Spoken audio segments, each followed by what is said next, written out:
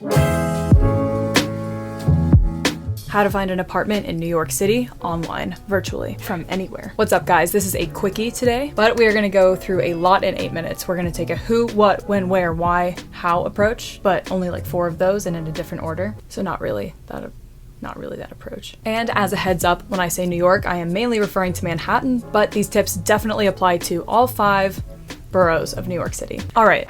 Let's jump right in. Starting with where. The websites that you're going to want to look at are streeteasy.com and apartments.com. I have only used StreetEasy. I have heard that apartments.com is also good and offers, the same features as StreetEasy. And I've also heard that all other websites are pretty not nearly as good. So just stick to those 2. That's what I've heard. That's what I did. It worked well. So with StreetEasy, I won't spend a ton of time on this, but you can filter your search starting with the basics. So filtering neighborhoods that you want to live in, price, of course, how many bedrooms. Then with the advanced search, you can filter by amenities like air conditioning or laundry and unit, whatever tickles your peach, and a bunch of other things. You can even custom draw the areas that you're interested in, which I think is pretty neat, but try not to let this overwhelm you because you by no means have to click a certain thing for every single filter that's available. Just use it to your advantage. One thing that I think is worth looking at is the subway filter. And here's why. Besides the obvious reasons that it's convenient to live near, transportation. But let's look at a real life example where this is something that could actually be really important. So take certain parts of East Village, for example.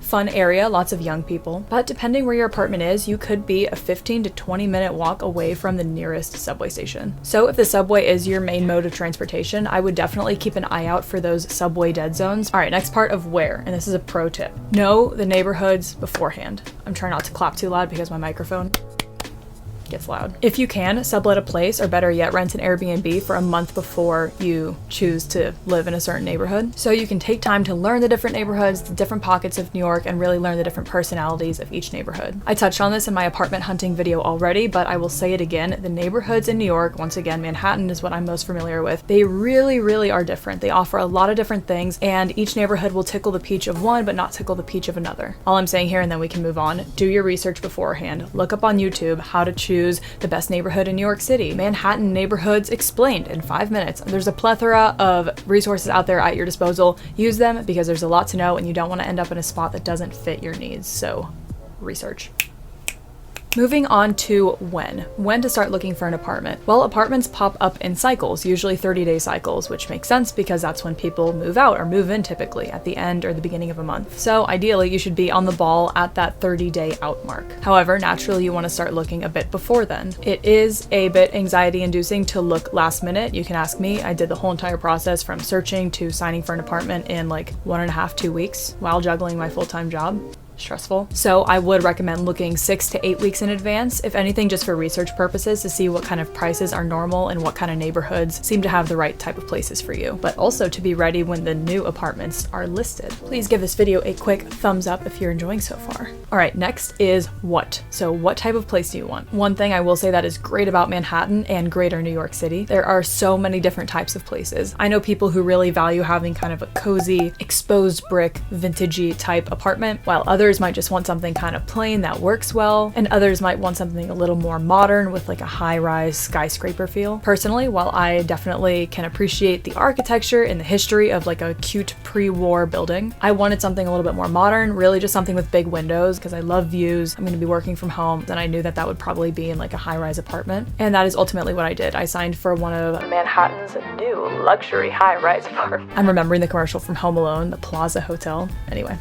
Guests of the new celebrity Ding Dang Dong stay at the world-renowned Plaza Hotel. So yes, I signed for a luxury high-rise apartment, and I got a lot of questions on how I did that, and I wish it was more exciting, but I just found it the same way on StreetEasy. One of the listings in that apartment showed up. I liked the looks of it. I contacted the leasing agent, but otherwise, if you're looking for something kind of similar to what I found, this is like a little quick 3D tour, I would just Google high-rise luxury apartments in New York, find out what types of areas they're in. Many of them were built after 2005, I kind of noticed, so you can filter by the year it was built, get creative with it, but honestly, just Google searching should do the trick for you. Next part of what you will need when you are ready to sign for an apartment. This may vary slightly depending on the apartment or the landlord that you're dealing with, but typically you will need financial documents in the form of a tax return, 2 or more pay stubs, a letter of employment or an offer letter from your employer, a contact at your company so they can reach out to confirm your employment even further, and or most likely, and a bank statement. I needed all of that. Everything I mentioned, I needed to have. And they also ran a credit check on me.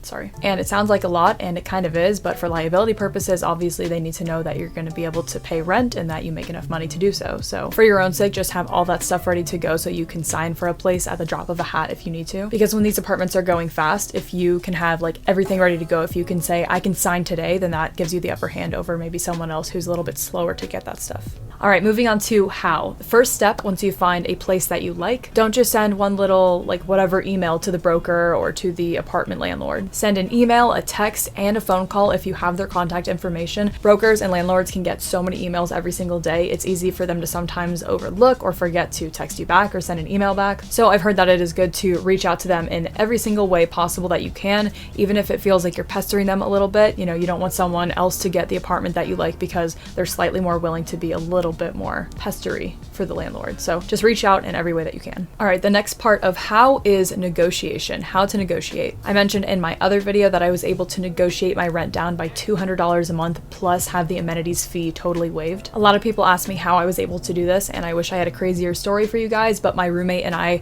pretty simply asked for it and really played on the fact that we were able to sign right then and there. My roommate and I had, of course, discussed our budget beforehand, so we got on the phone with the leasing agent, submitted an offer, obviously an offer lower than our total willingness to pay, and we also asked to have the amenities fee of, I think it was $100 extra a month, pretty high. We asked to have that fee totally waived. Of course, we expected to receive a counter offer, which we did. The leasing agent said that, well, we can't do quite that low in rent, but we can do this number, and we can also waive the amenities fee. That counter offer was pretty substantially lower than the original asking price, and it fell within my roommate's and my budget, so we went ahead and accepted that offer. And we signed the digital papers the same exact day. I will say, you know, negotiating might not always work. Some buildings might have more than enough demand where they have no reason to give away concessions or give a free month or waive a certain fee. But obviously it is, to me, 150% worth trying. Even if it's outside your comfort zone, get on the phone with the leasing agent and ask for a lower offer, submit a specific number that you have in mind, ask to have a certain fee waived, and also say that you have all of your financial documents ready to go and that you can sign today. The worst that can happen is they say no, and the best that can happen is that you save yourself thousands of dollars every year. So.